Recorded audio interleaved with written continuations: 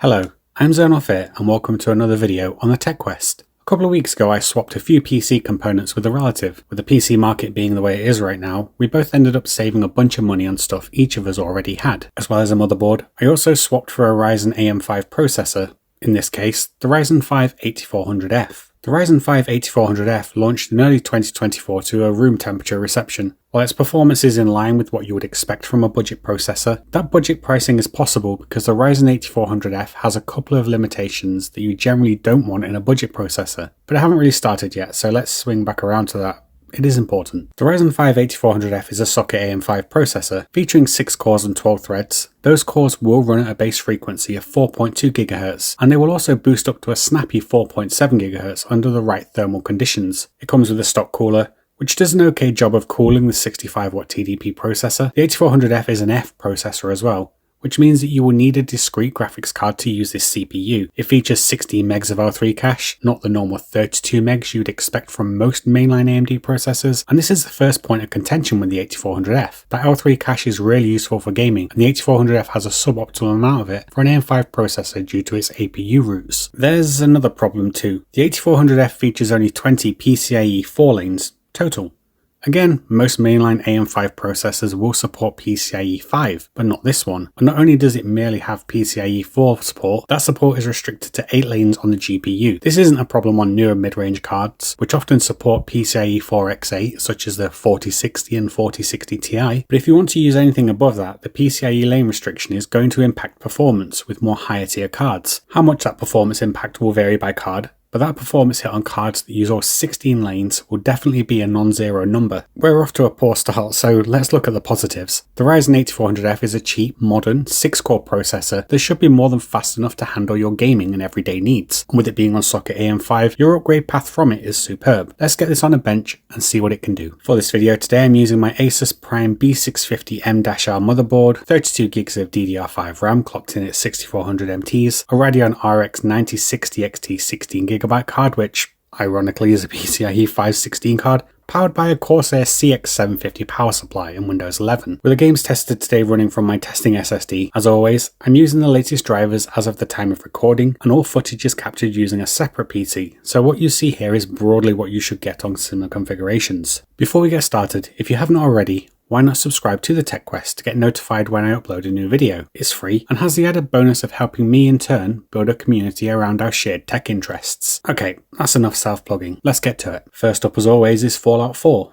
We're at 1080p, which is an ideal resolution for CPU testing today, and I've also selected the Ultra preset, since both of our constituent parts should have no trouble working together for this. In my usual Sanctuary to Concord run, the 8400F was absolutely flawless as you would expect. It's an older title that will run well on most modern hardware, but I do like testing it, simply because I enjoy the game outside of testing too. Average was 59.9, 1% was 58.3, and 0.1% came in at 56.8 FPS. It was great overall. Let's move on to Arc Raiders next. At 1080p and using the Epic preset, I'm also using native resolution here since our 9060 XT is more than capable of it. The 8400F managed a decent delivery here, although there were 2 instances of stutter in my 20-minute playthrough on Buried City. This impacted the 0.1% frame rate considerably, but on this occasion that number really feels quite misleading. Aside from the 2 blink and you'll miss it stutters, Arc Raiders was more than playable enough on the Ryzen 8400F. The average was 98.1, with 1 and 0.1 reported at 78.5 and 7.2 FPS respectively. Those of you looking at the Ryzen 8400F for your esports gaming will find the 8400F to be capable of solid competitive performance in Counter-Strike 2. 1080p low with shadows set to high, the 8400F keeps a brisk average of 304.2 FPS. With percentile figures coming in at a decent number too, 1% at 136.5 and 0.1% at 79.5 FPS.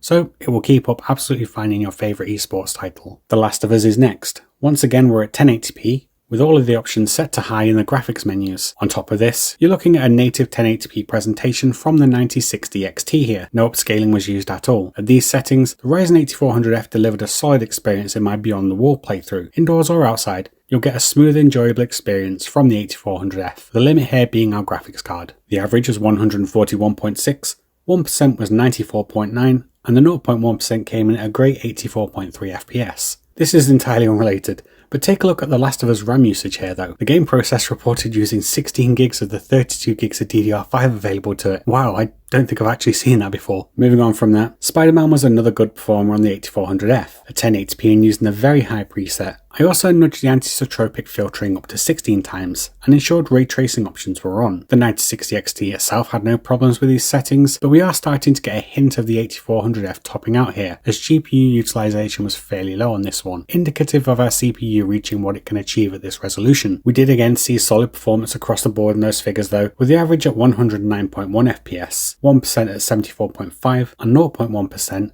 at 45.4 FPS. Sniper Elite 4, a slightly older title but one I do occasionally look at from time to time. We're at 1080p and using the game's ultra preset, with all of the other options also set to the highest they will go. Sniper Elite 4 might be an older title, but it still looks pretty great in my opinion, and it can still be quite demanding on a technical level too. We see good GPU utilization here throughout, with the 8400F having no issues keeping up at this resolution. Overall it ran great. One of my personal favourites is next, Space Marine 2. At 1080p, I've also set all of the settings to high in the options here, and this is a native presentation with no upscaling again. We saw a pretty consistent performance overall here, with the frame time staying flat with the rare exception of a micro stutter. I counted 3 of those in editing on this 10-minute playthrough, although I suspect our 8400F here is the culprit, as again we are nearing the limit of what the 8400F can reach at 1080p testing. That's not to take away from the overall performance though, it's solid. Average was 97.8, 1% was 69 on the dot, nice, and 0.1% came in at a low but not problematic 24.4 FPS. Grand Theft Auto 5 Enhanced now.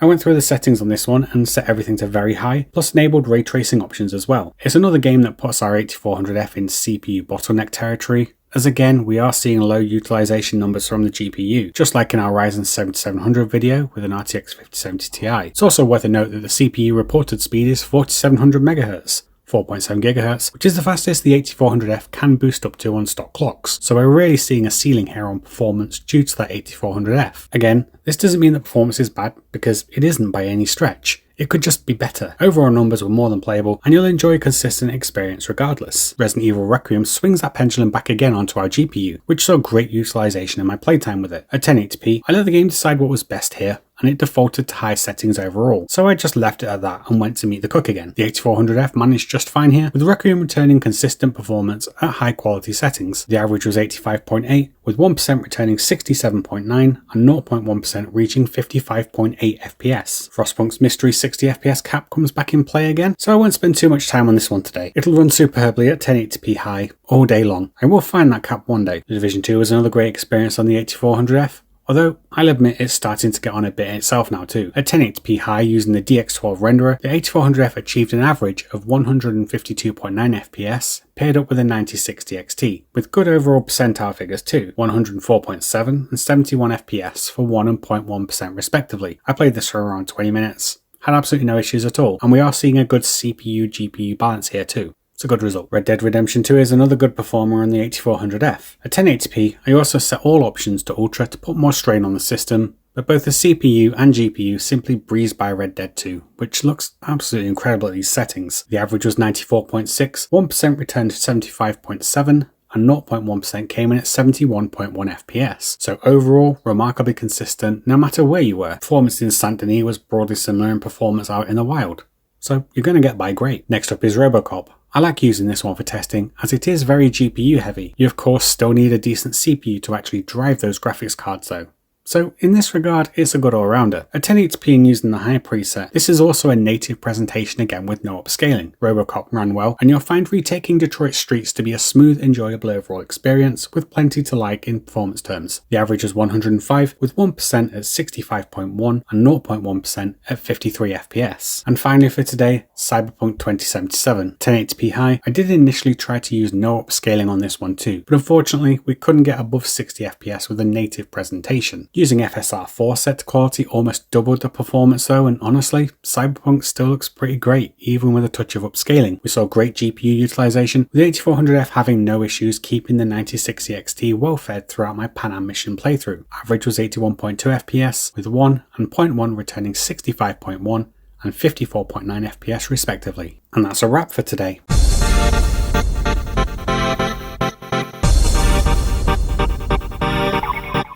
So, the 8400F. It's a product that receives its fair share of criticism, and not all of that criticism is unfounded. There will most definitely be a detrimental performance impact to the 8400F's L3 cache and PCIe limitations, and if you're in the market for an AM5 processor, then at this point in time I'd likely steer you clear of it purely based on those limitations alone. It's an APU without the iGPU, and its current pricing places it very squarely in the Ryzen 7500F range. Why is this important? Well, the Ryzen 7500F features the full fat 32 megs of L3 cache and PCIe 5 support, and you can find it, in some cases, cheaper than you can find the 8400F. If you have the option of purchasing the 7500F, it's a no-brainer. You should buy that one over this one. Availability of the 7500F has always been a bit spotty, but it does appear to be available in some places more consistently these days. It's not just the 7500F that's nearby in pricing now though. Retail R7600s are in ballpark numbers too.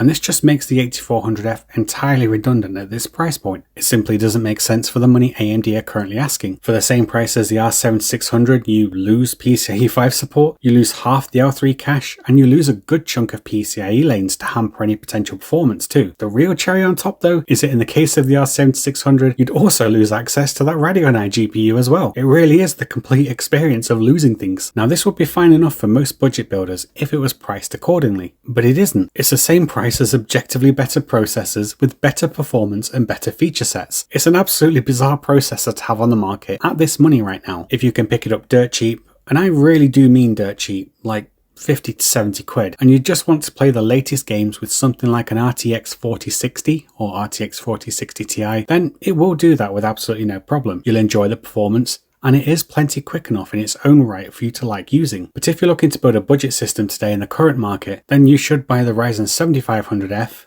Ryzen 7600, or even the Ryzen 7600X, because they are all within range of what AMD want for this, and those ones will serve you better for longer with more advanced features available to them. The 8400F isn't a bad processor by itself, but is entirely shadowed by AMD's other stuff at this exact price point, and in that context, it's a baffling processor to be on the market for at the money they want for it right now. I've been Zonal here, and thanks for watching the Tech Quest, and I'll catch you in the next one. Until next time, bye bye.